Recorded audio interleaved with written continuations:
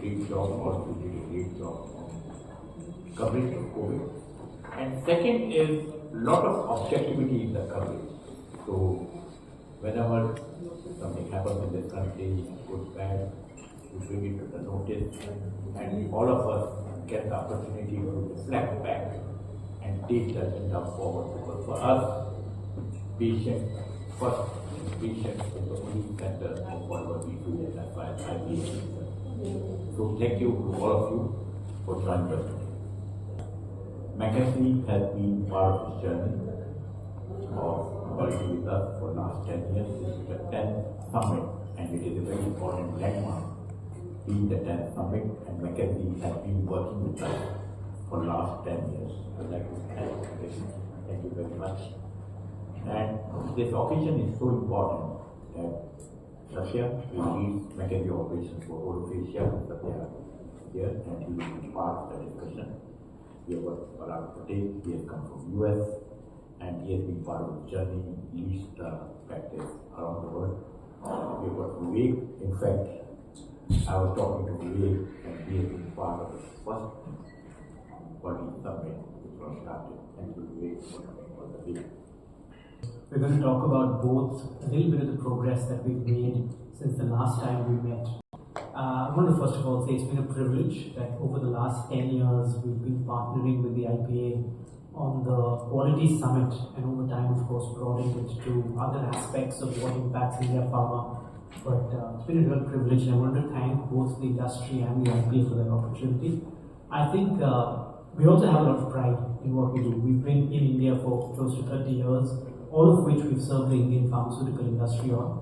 And I think the impact that India Pharma has had, and Mr. Jain will talk about some of that, whether it's in terms of reducing the cost on the healthcare systems globally, whether it's in terms of jobs created, whether it's in terms of trade surplus. It is an industry that's a celebrated one for India, and we take a lot of pride in our partnership with the industry.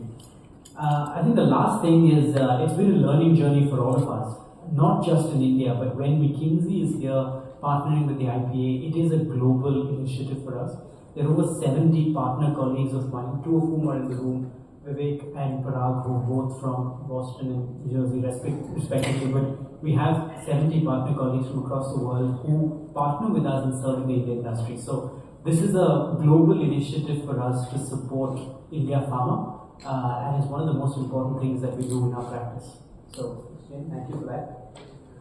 This is the only platform in the world, I would say, where the regulators from all over the world come. And we'll be missing this time US FDA regulators because of the transition laws which have been put on them. So that is one distinctive feature of this platform. And second is this media interaction, where it is very open, because one of the philosophies McKinsey has and we have is let there be objective discussion, right? Objectivity is fundamental as far as both the organizations are concerned. So we'll be as objective as we can. Where we are not doing well, we will tell you. These are the two industries which make difference to this country is pharma and IT. I am more proud of the pharma sector, although many of my friends are in IT sector, because for the market share-wise, value-wise, we are $58 billion. But in terms of volume of the sales which we do for the world, 20% of the sales of medicine in the world takes place from India. Third largest by volume and 11th largest by value globally. 19.5 billion trade surplus, and top 5 sectors contributing to the surplus. 60% of global vaccines sold from India. 70% of world's anti-retroviral drugs sold from India. We were interviewing Dr. Hani.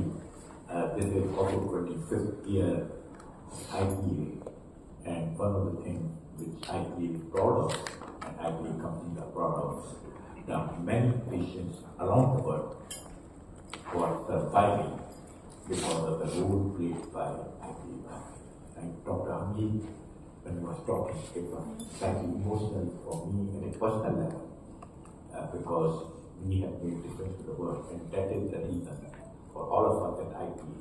when we come here and encourage them, they find multiple things happening when they come here to be further than India. So this industry is the industry of pride. All of us who are associated with this industry take pride that we are making difference to the patient in some part of the world. And Chris, you will find that Chris, you are here today representing FD, would be proud of the fact that we make difference to the world. Right?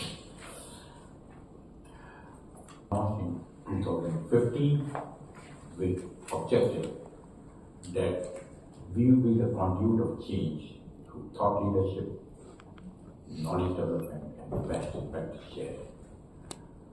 Whatever is measured is achieved. So we said that we measure, benchmark, and disseminate, because we'll come to you every time.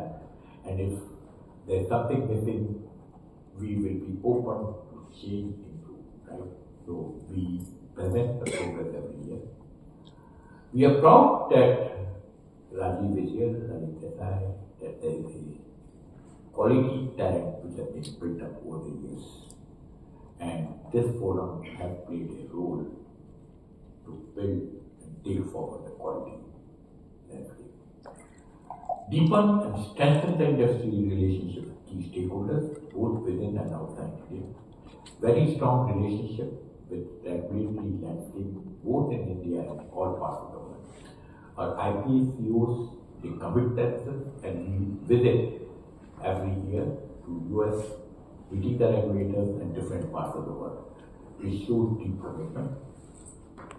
And last but very, very important, the platform for members, other stakeholders to interact, network, and learn from each other. And that is very, very important.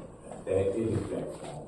You can discuss, you can deliberate, you can decide how to take that forward. Significant strides, but still a long way. I say